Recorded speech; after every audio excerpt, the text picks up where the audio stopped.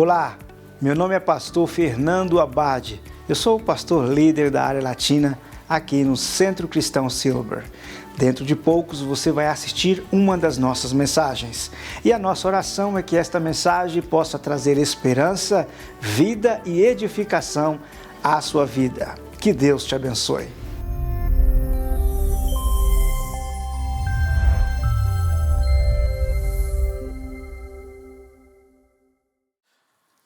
Wie viele von euch wissen, wer Jakob in der Bibel ist? ¿Cuántos de ustedes saben quién fue Jacob en la Biblia, Im Alten Testament? en el Antiguo Testamento? Ja, viele. Muchos. Jakob ist einer der Vorfahren Jesu Christi, Jacob es uno de los einer der antecedentes de Jesús, Patriarchen Israels. un patriarca de Israel. Er ist mit seinem Bruder Esau in eine Familie geboren worden, Él nació con su hermano Esaú en una familia die Gott liebte und Gott diente. que amaba y servía a Dios. Und Jakob war ein kluger Junge.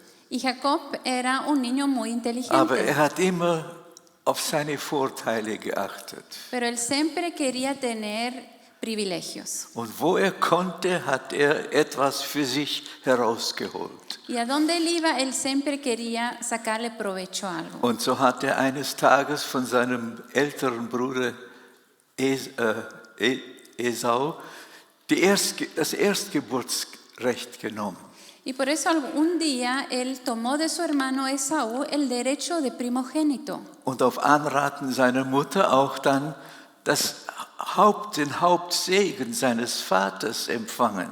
Y después del consejo de su madre, también le quitó la bendición principal de la primogenitura. Und sein Bruder war nicht so sehr gut gesinnt gegen ihn deswegen. Y por eso su hermano Esaú no estaba muy de bien con él. Und so ist Jakob von zu Hause geflohen zu seinem Onkel Y por eso Jacob huyó de su casa y se fue a la casa de su tío, in einem anderen Land. en otra tierra. Und unterwegs ist ihm Gott begegnet. Y en el camino hacia allá, Dios se encontró con él. Er war dann 20 Jahre bei seinem Onkel und hat ihm gedient. Él por 20 años estuvo con su tío y le sirvió. Und auch dort hat er sehr seine Vorteile gesucht. Y ahí también él buscaba siempre sacar provecho para él. Und eines Tages merkte er, sein Onkel ist nicht so sehr gut, ist sein Schwiegervater geworden. Y después su tío llegó a ser su suegro. Und dann ist er von ihm geflohen. Y él tampoco estaba tan bien con Jacob, entonces por eso él huyó también. Gott hat ihm gesagt, er soll zurückgehen nach Hause. Y Dios le había dicho a Jacob que regresara a casa. Und jetzt begann für Jakob etwas ganz Interessantes, was er nicht sich vorstellen konnte. Y ahora empezó algo con Jacob, algo que él no podía imaginarse.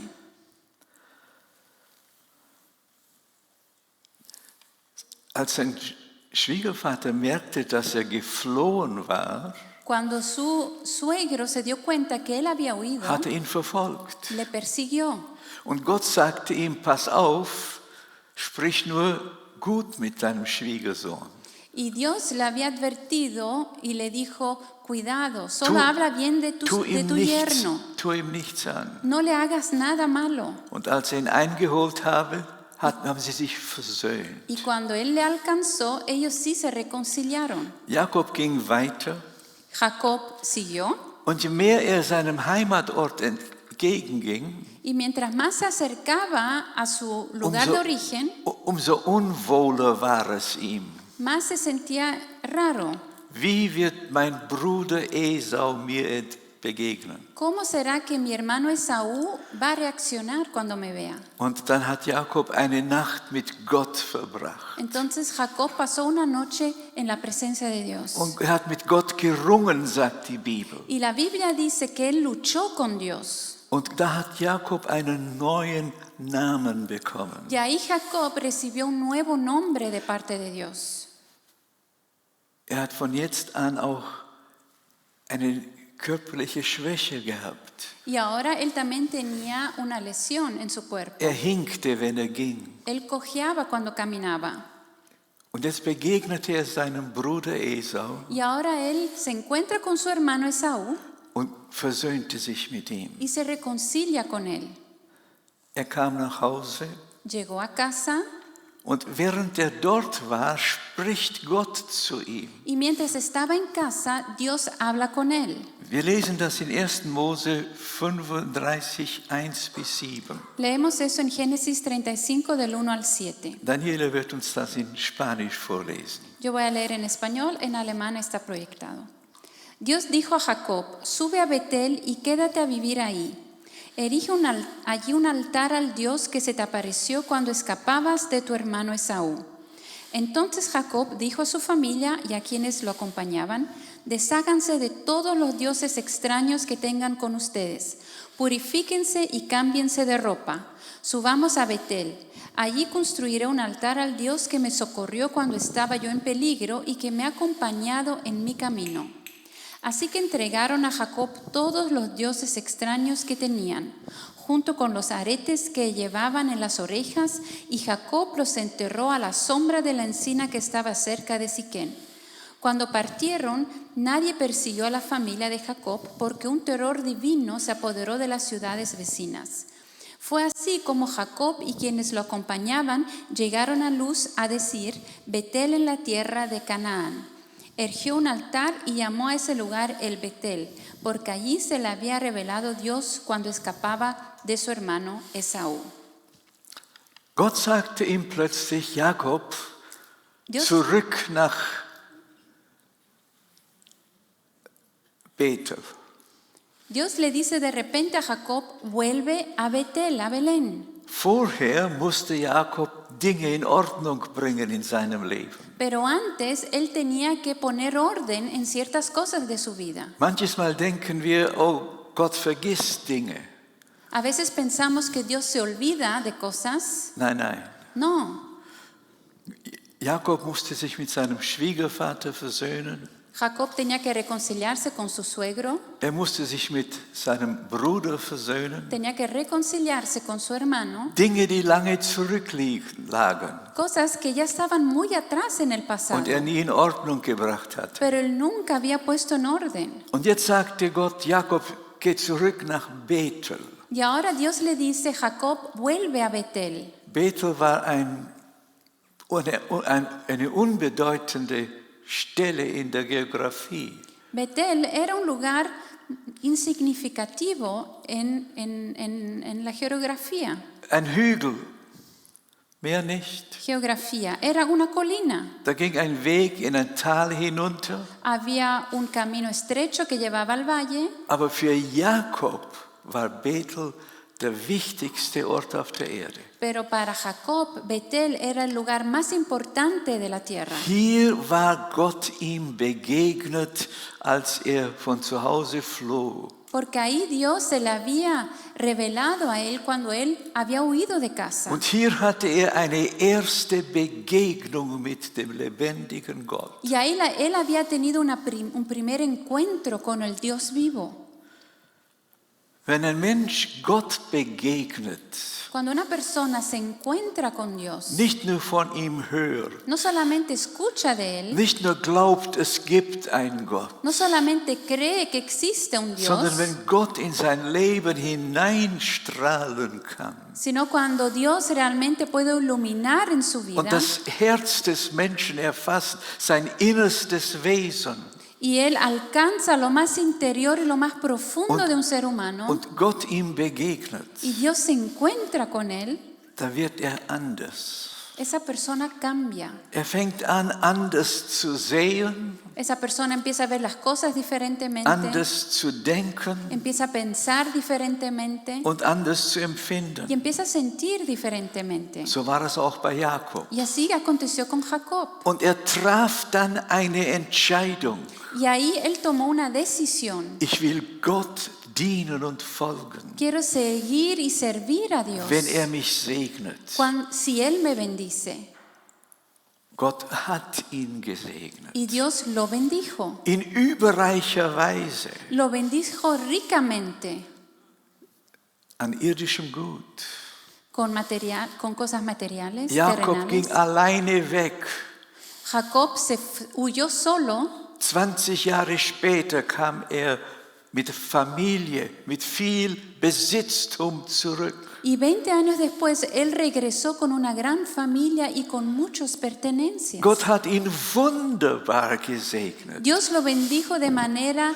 Und manche Menschen meinen, wenn sie den Segen Gottes in äußeren Dingen erfahren, Maravillosa. Y hay personas que piensan que si reciben bendición dann ist Gott externa, mit ihnen zufrieden. entonces Dios está de acuerdo y está satisfecho con Hier ellos. sehen wir, das war nicht so. Pero aquí vemos que no es así. Gott war Jakob immer wichtig.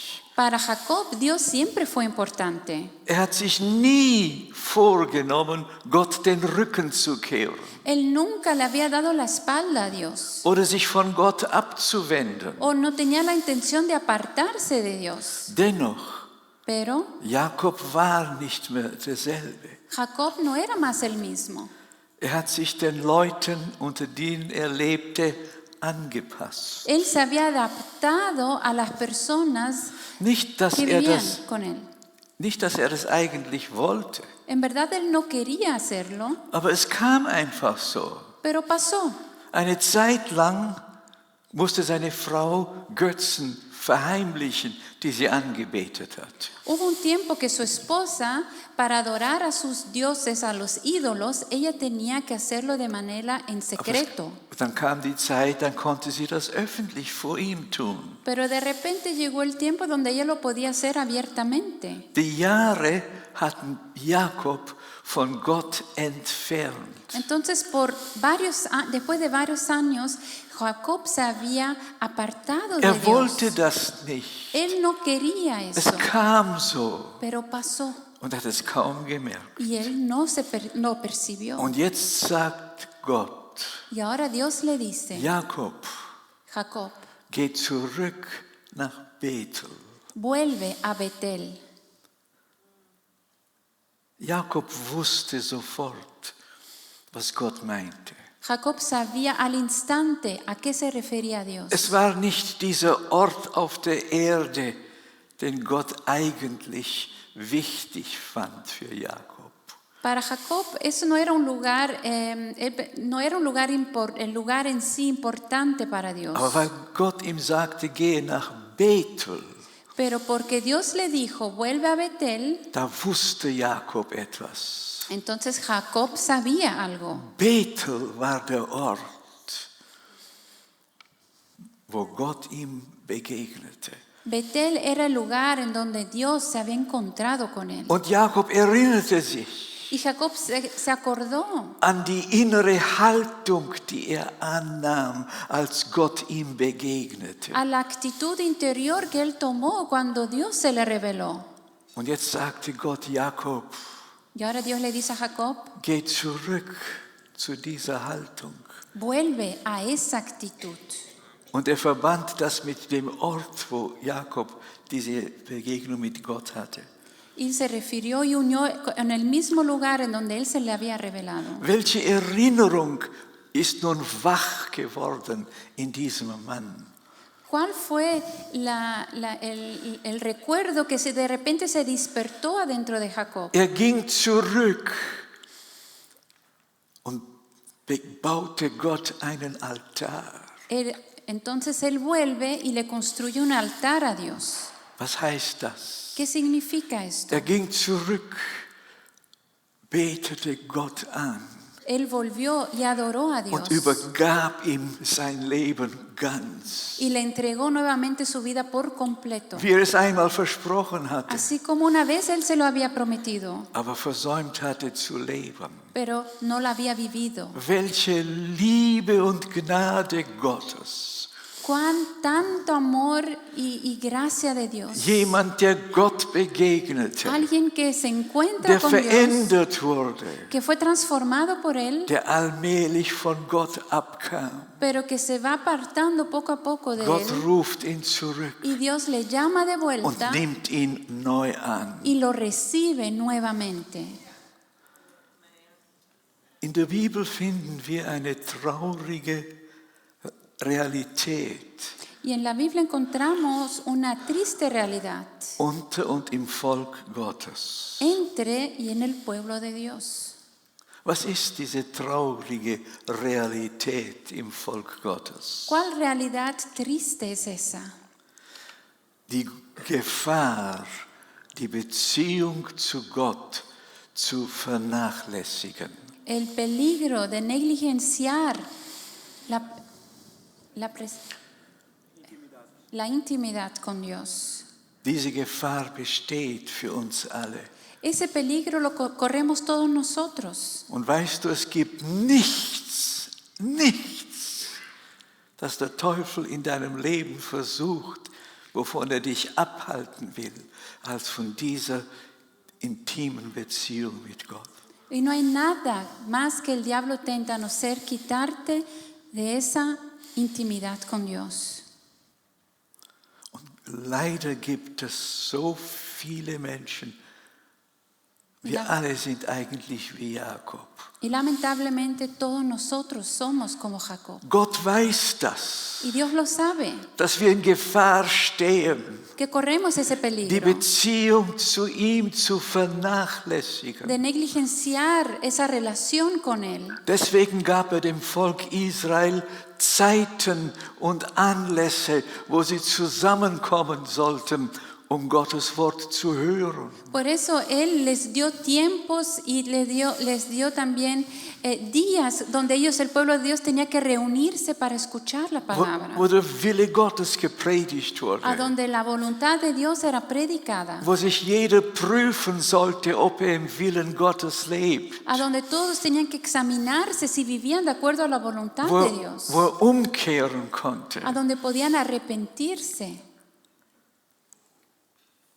Diese Zeiten werden in der Bibel Feste genannt. En la Biblia esos tiempos, esas fechas se les llamaban días festivos, Versammlungen, asambleas. verschiedene Ausdrücke. Hay diferentes términos.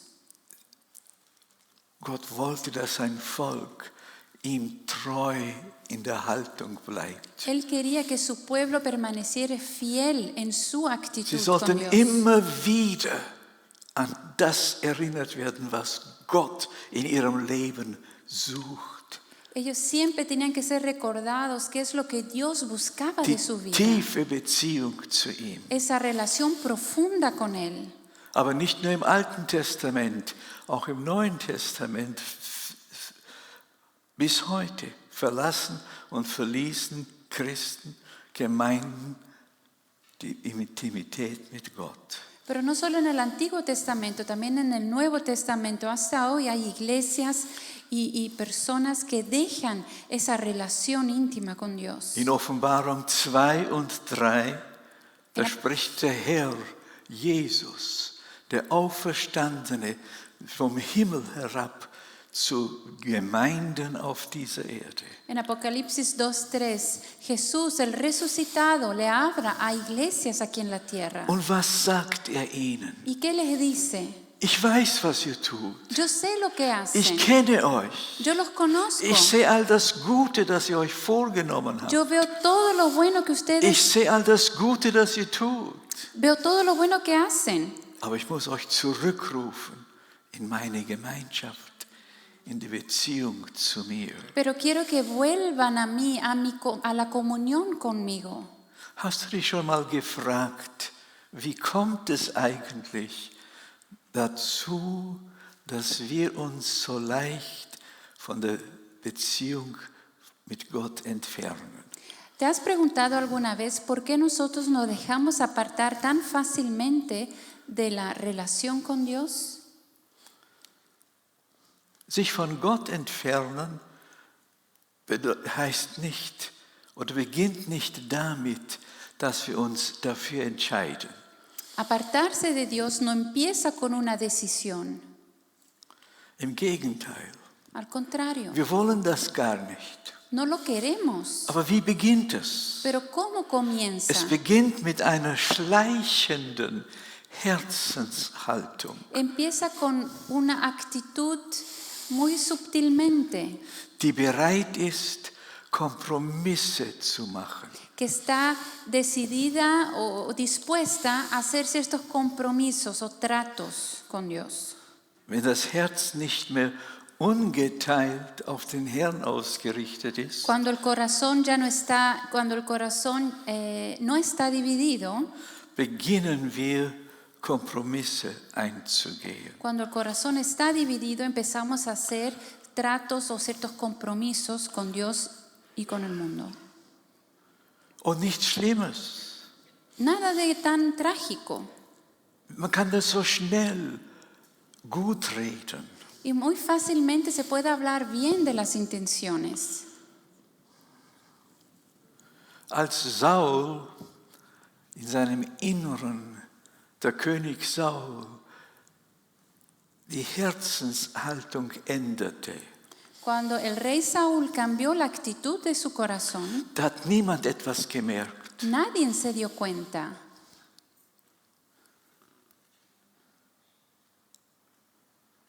Und wisst ihr, was passiert, wenn jemand sich in seiner Herzenshaltung von Gott ein klein wenig abwendet? ¿Y saben lo que pasa cuando alguien se aparta, aunque sea un poquito, de la actitud de su corazón? Da wird meistens religiöser. Muchas veces nos llegamos a ser más religiosos. Was meine ich damit? ¿Qué quiero decir con eso?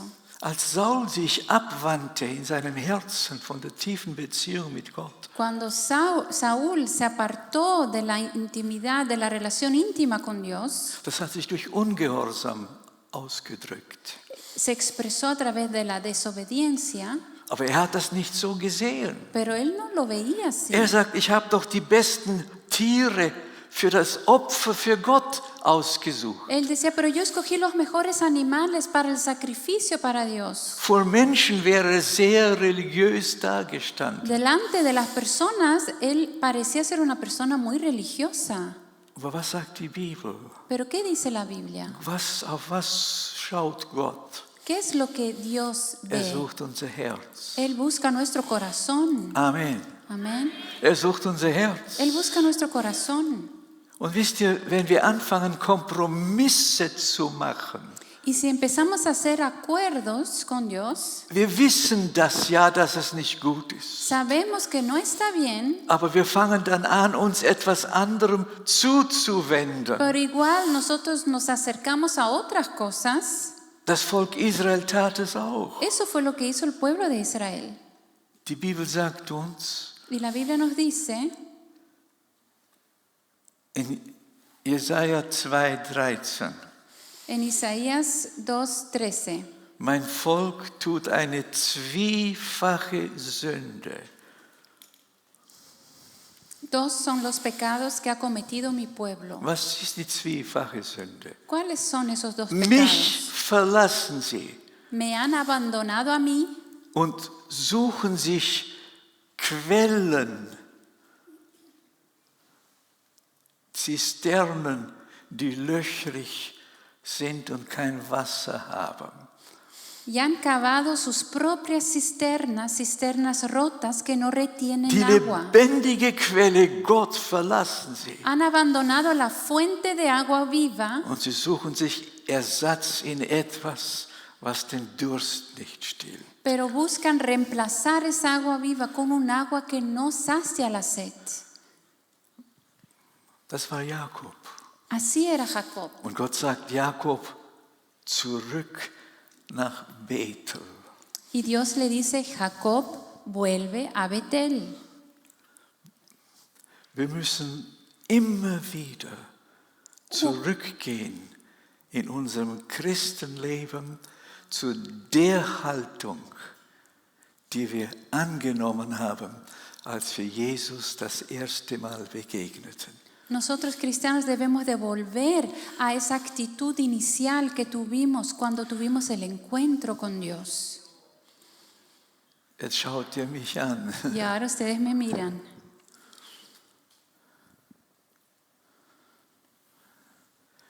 Jesus sagte der Gemeinde Ephesus in der Offenbarung, Jesús le dijo a la iglesia de Éfesos en la carta al ich Apocalipsis, habe gegen dich, tengo en contra de ti dass du deine erste Liebe verlassen hast. que has dejado el primer amor.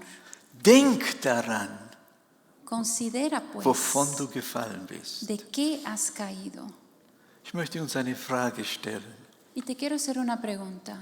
Können wir uns noch erinnern, wie es war in unserem Leben, als wir uns bekehrten und No. wiedergeboren wurden? ¿Nos podemos acordar de cómo era nuestra vida cuando nosotros nos convertimos y nacimos de nuevo?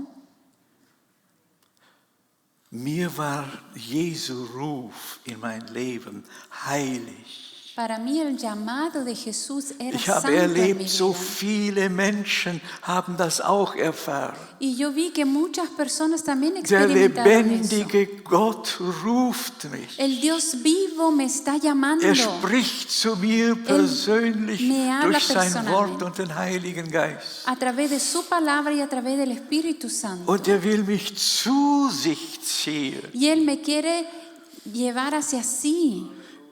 In dem Moment war nichts wichtiger für mich, Para mí en ese momento no había otra cosa más als importante umzukehren.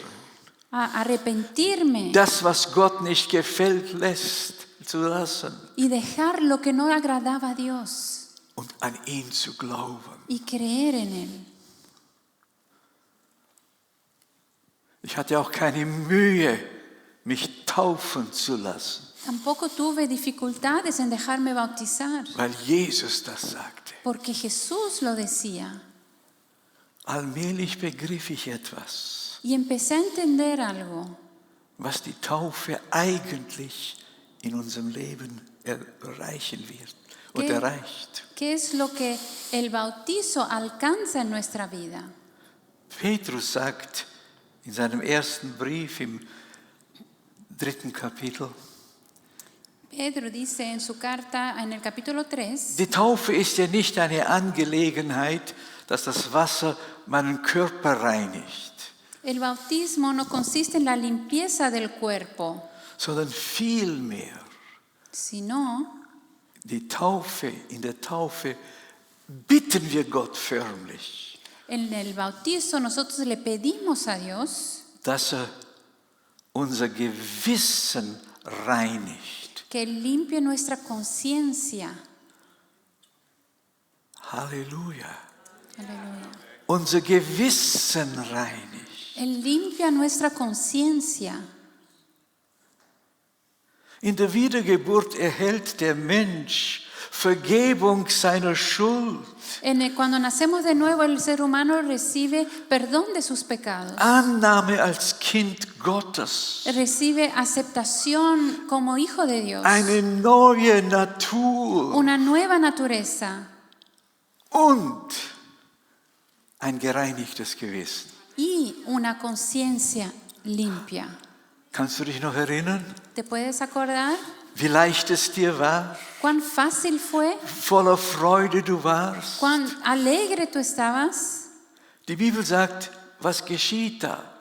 La Biblia dice lo que pasa. Petrus drückt es so aus. Y Pedro lo dice así. Ihr habt dadurch, dass ihr euch bekehrt habt, Ustedes, porque se han convertido, euer Innerstes gereinigt. han purificado su interior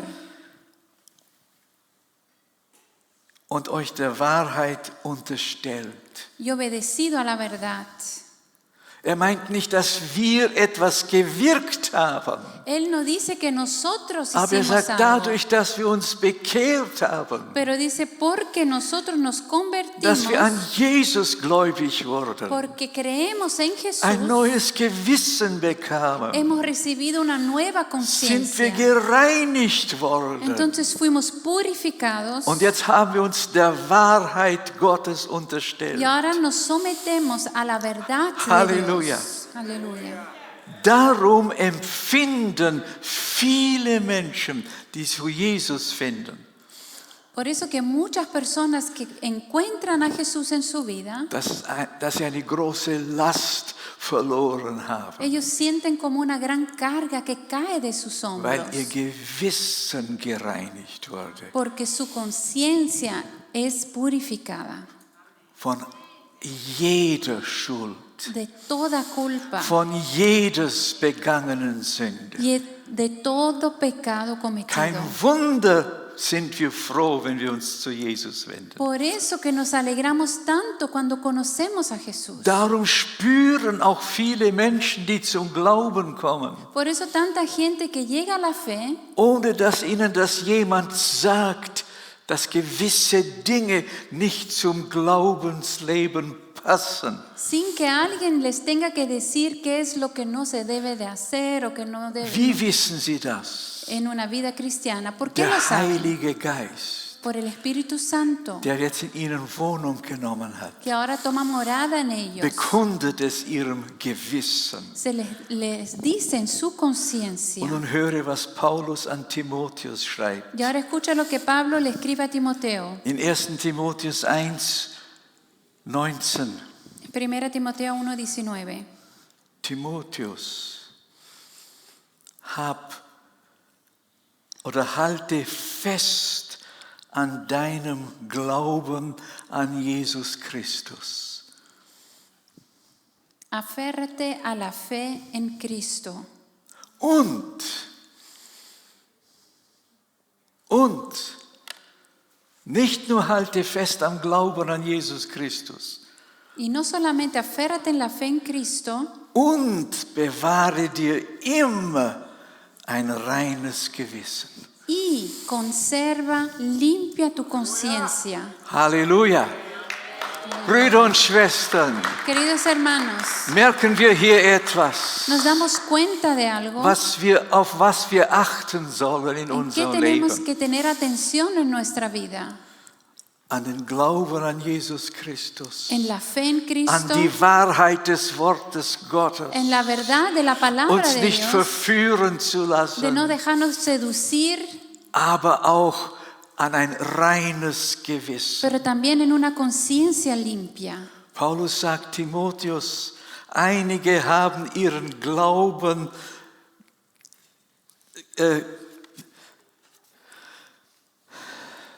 geschadet, Pablo le dice a Timoteo que hay algunos que han hecho mal en indem su sie fe, gegen ihr Gewissen gehandelt haben. porque ellos han actuado en contra de su Sie haben conciencia. Schiffbruch erlitten im Ellos han Glauben. naufragado en la fe. War es nicht so, als wir uns bekehrten? ¿No fue así cuando nosotros nos convertimos? Du hattest den Herrn Jesus so lieb. Amabas tanto a Jesús, Er war dir alles. era todo para ti. Sein Wort zu befolgen war dir eine Freude. Y obedecer su palabra era una alegría para ti. Was immer der Heilige Geist dir zeigt in der Bibel. Y lo que el Espíritu Santo te muestra en Du la hast es Biblia, mit Dankbarkeit angenommen. tú lo recibías con gratitud. Die Erlösung Jesu bedeutete dir alles. La salvación en Jesús te significaba todo. Sobald du etwas getan hast, was nicht gut, was Gott nicht gefiel, Y si tú hacías algo que no agradaba du a Dios, wusstest das. tú lo sabías. Dein Gewissen hat es dir gesagt. Tu conciencia te lo decía. Und was hast du getan? ¿Y qué hacías? Ist doch nicht so schlimm. Ah, no es tan grave. No importa. No importa. Andere Es tun egal. es auch. Otros también lo hacen. Seht, das tun wir meistens. Y muchas veces hacemos eso. Nein, was taten wir von Anfang? No, ¿qué hacíamos al Wenn wir comienzo? merkten, wir haben irgendwie gesündigt, Cuando nos dábamos cuenta que pecábamos, da haben wir es bekannt. confesábamos Und Gott hat uns y vergeben. Dios nos perdonaba. Und weißt du, das tut er immer. Y Él todavía lo hace.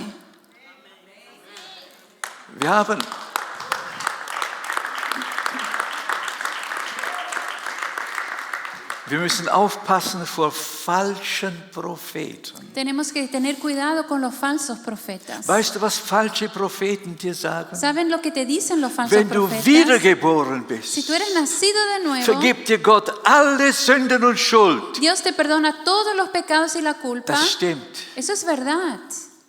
Das Blut Jesu deckt alles zu. La sangre de Cristo cubre Das todo. stimmt. Eso es verdad. Aber viele sagen, Pero muchos dicen deckt alles zu, deine jetzigen, zukünftigen, alle Sünden bis ans Ende des Lebens. que Él encubre todos tus pecados del pasado a los presentes y los Brüder und futuros. Schwestern, das ist eine verführerische Unwahrheit. Pero esa es una mentira muy seductora. Er vergibt uns nur die Sünden, Él solamente nos perdona die wir bekennen los pecados que und uns confesamos abwenden. y que nos apartan de Él. Wie bewahren wir ein reines Gewissen? ¿Cómo podemos permanecer con una conciencia Wie limpia? bewahren wir das? ¿Cómo podemos permanecer así? Indem wir das Geschirr nicht anstehen lassen. En que no dejemos acumular la losa Was sucia. meine ich damit? ¿Qué quiero decir con eso? Ich war schon bei Leuten, Yo ya estuve visitando personas wenn ich in deren Küche kam, y cuando yo llegaba a la dann cocina, dachte ich, oh weh, yo decía, oh no, es schien, die haben das Geschirr nicht gewaschen. parece que no han lavado la Es war losa. jedenfalls ungewaschen aufbewahrt. Estaba acumulado ahí sin lavar. Sie wollten das irgendwann mal tun. Y algún día lo iban a hacer. Eine kluge Hausfrau weiß, Una mujer sabia sabe wenn das Geschirr benutzt wird, que cuando la losa es usada, soll man es kurz danach waschen, se debe de lavar dass es immer rein después, bleibt. Dass es immer rein, sauber ist. para que siempre permanezca limpia. Lass die Sünden nicht anhäufen in deinem Leben. No dejes que el pecado se acumule en tu vida. Weißt du was? Du wirst nicht ohne Sünden leben. Tú no vas a vivir sin pecado.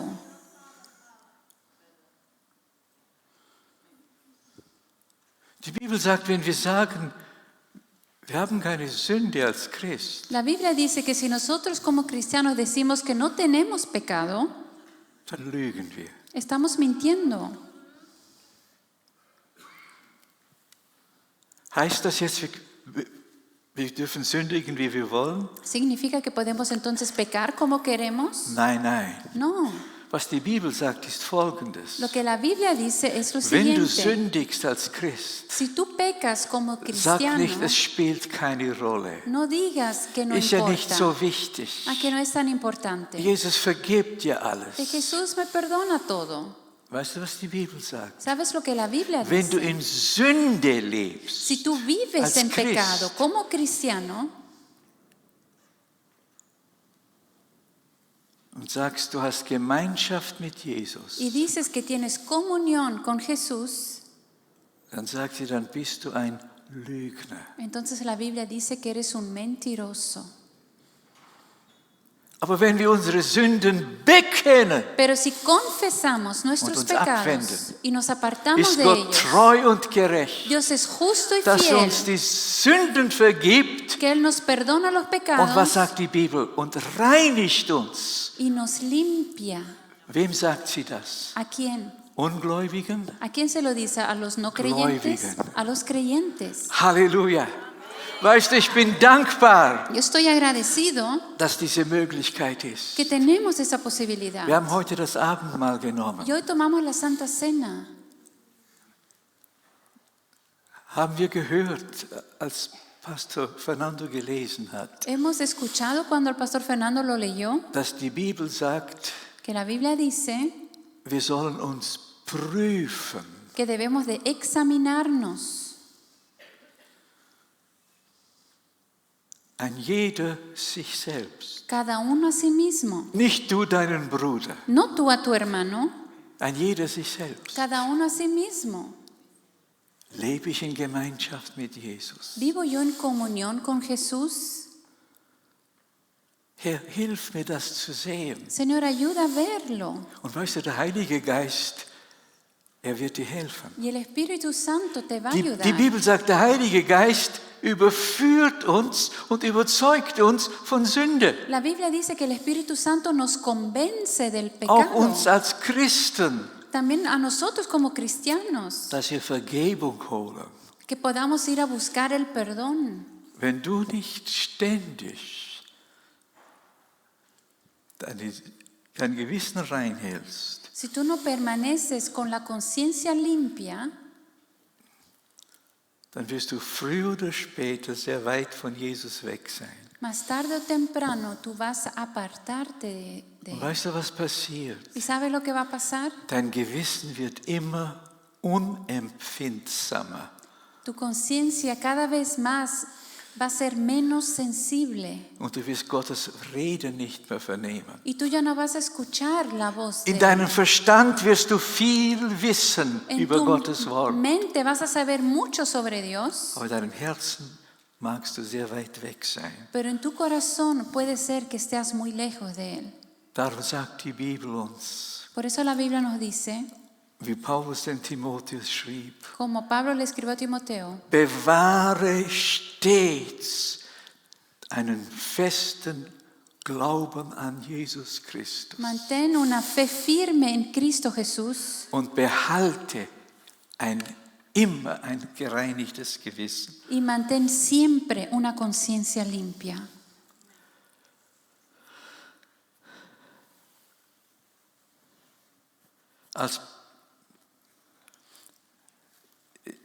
Ich werde einiges auslassen. Paulus schreibt an Timotheus weiter. Pablo le sigue escribiendo a Timoteo Im ersten Brief, im ersten Kapitel, im 5. Vers. en el capítulo 1, versículo 5. Die Hauptsumme, weißt du, was die Hauptsumme ist? ¿Sabe que es la suma Das, total? das Wichtigste, Que lo es lo worum principal. es eigentlich geht. ¿De qué se trata? Das, worauf wir achten sollten. En lo que tenemos que tener atención. Die Hauptsumme von dem, was Gott uns sagt in seinem Wort. Lo principal que Él nos quiere decir en su palabra, Dass wir Liebe haben von reinem Herzen, que tengamos un corazón, o el amor que brote de un corazón sincero, von gutem Gewissen de una buena conciencia und ungefärbten Glauben. y de una fe honesta. In anderen Worten, ein Glaube, der echt ist. En otras palabras, que sea una fe Nicht verdadera. den ich mir selbst zurechtlege. No una fe que yo misma la vivo como quiero. Denn wenn ich nicht darauf achte, Porque si no pongo atención en esto, stehe ich in großer Gefahr, verführt zu werden. corro el gran peligro de ser seducido. In unserer heutigen Zeit Y en estos tiempos gibt es sehr viele falsche Propheten. hay muchos falsos profetas. Und wohlgemerkt, ein falscher Prophet kommt nicht und sagt, hier bin ich bin ein falscher Prophet. Y un profeta falso no llega y dice, aquí estoy yo y soy un falso profeta. Kommt, Él llega sagt so viel, mit dem du einverstanden bist, y él dice aus Gottes Wort. muchas cosas de la palabra de Dios que tú estás Aber de dann acuerdo. sagt der Herr hat mir gezeigt. Pero después dice, el Señor me mostró, Die Gnade deckt alles zu. la gracia cubre todo. Das stimmt Es verdad, und stimmt nicht. pero también no es verdad. Die Gnade deckt das zu, was wir Jesus bringen. La gracia cubre lo bekennen. que nosotros le llevamos a Jesús, le confesamos. Die Gnade will uns aber auch erziehen, Pero la gracia también nos quiere educar damit wir Kraft bekommen von Gott, para que recibamos poder de Dios, in den Begierden des Fleisches nicht zu leben. para no vivir de acuerdo a las concupiscencias de nuestra carne.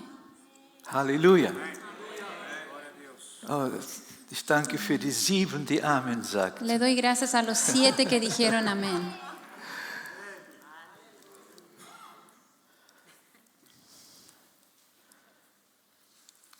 Brüder und Schwestern, Queridos hermanos, wir müssen zurück nach Bethel, tenemos que volver a Betel, zurück zum Kreuz. volver a la cruz. Nur dort empfangen wir das, was wir brauchen. Solamente ahí vamos a recibir lo que Ob wir necesitamos. zum ersten Mal kommen Sea la primera vez que vayas oder immer wieder, o una y otra vez. jetzt gehen wir zurück nach Bethel. Volvamos a Betel. Der Heilige Geist ist dort El Espíritu Santo und está ahí wirkt dort mächtig, y obra ahí wenn wir unsere poderosamente Sünden bekennen cuando confesamos nuestros und pecados nicht anhäufen lassen, y no les dejamos damit unser acumular, Gewissen sensibel bleibt. para que nuestra conciencia permanezca sensible.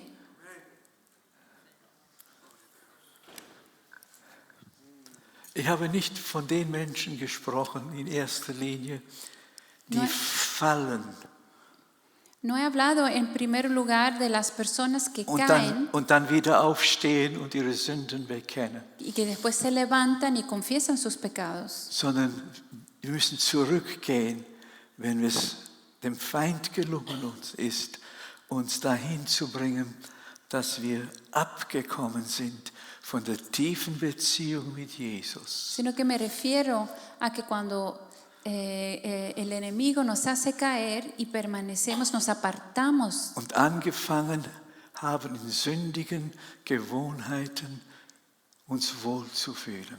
y de repente estamos en el pecado y nos sentimos bien. Gehe zurück nach Bethel.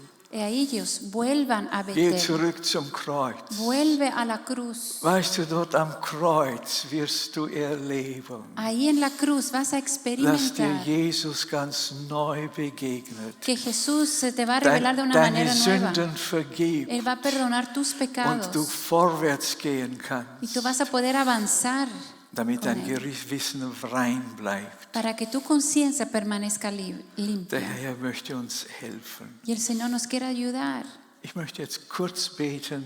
Quiero orar rápidamente. Herr, lass dieses Wort jetzt in unser aller Herzen wirken. Señor, deja que esta palabra obre en nuestro corazón. Und ich bete für die, Herr, Y oro por ellos, Señor, die bereits ihr Herz geöffnet haben que han abierto su corazón und in ihrem Inneren spüren, dass du sie ansprichst. y que han sentido en su interior que tú le estás hablando. Hilf ihnen. Ayúdales.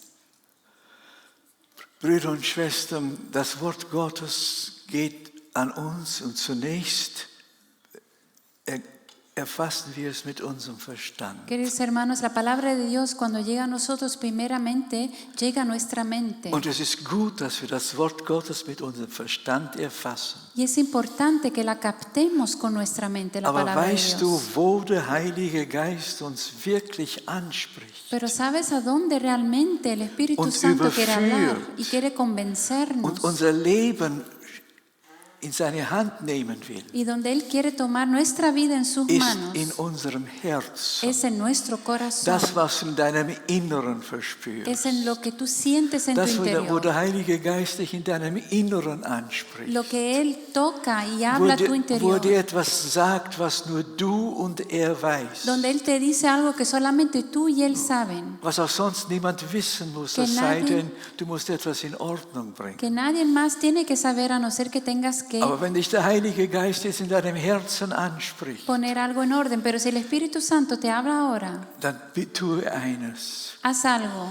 gehe mit ihm zum Kreuz von Jesus Ve con Él a la cruz de Jesús und beuge dich in deinem Inneren vor dem Kreuz y Jesus. entrégate en tu interior delante Und de esa bitte cruz den Herrn, y pídele al Señor, indem du ihm die Sünde bekennst, cuando tú le confieses tu pecado, dir zu vergeben, que Él te perdone, auch wenn es mehrere Sünden aunque sind. sean varios pecados. Bitte ihn, dir zu vergeben, Pídele que te perdone und er wird dir vergeben. y Él te va a perdonar. Denn die Bibel sagt, wenn wir Gott bitten und unsere Sünden bekennen, ist er treu und gerecht und reinigt uns von aller Porque la Ungerechtigkeit Biblia dice und que vergibt uns. si le pedimos y confesamos nuestro pecado, Él es fiel para perdonarnos Lass den Heiligen Geist jetzt freien Raum in deinem Herzen. y deja que el Espíritu Santo tome espacio Sprich ahora en tu du mit corazón. ihm. Habla con Él. Nur du kannst dein Leben mit Gott ordnen. Solamente tú puedes poner tu vida con Dios en Und Gott will orden. dir helfen, Y Dios te quiere dass du ayudar heute zurückgehen kannst zum Kreuz, a que tú puedas nach Bethel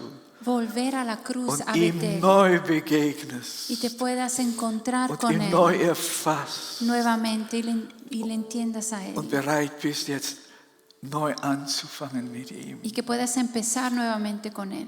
Ich danke dir, Herr Jesus, dass du an der Arbeit bist. Gracias, Jesús, porque tú estás Ich obrando. danke dir, dass du jung und alt berührst. Gracias porque tú tocas joven y Und ich anciano. danke dir, dass der Heilige Geist jetzt Veränderungen wirkt. Y gracias porque el Espíritu Santo está empezando a Gelobt sei transformar. dein Name. Bendecido sea tu Gepriesen nombre. sei dein Name. Glorificado sea tu Danke, nombre. Herr, dass du die bußfertigen Herzen siehst Gracias porque tú ves los corazones und arrepentidos. diejenigen, die sich zu dir wenden, Y también a los que sí se llegan a ti Vergebung annehmen y porque reciben perdón.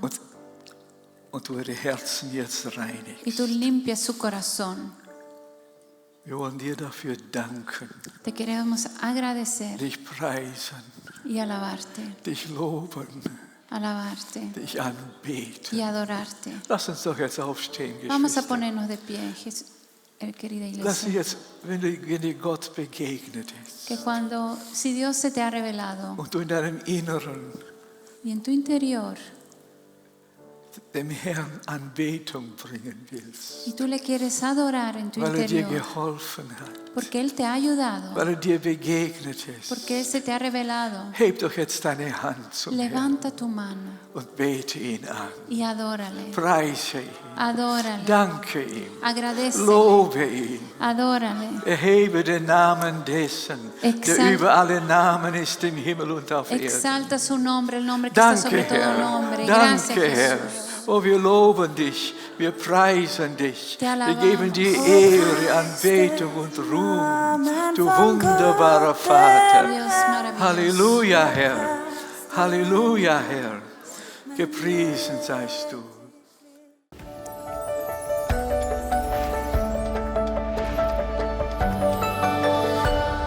Eu tenho convicção absoluta que esta mensagem edificou e abençoou a sua vida.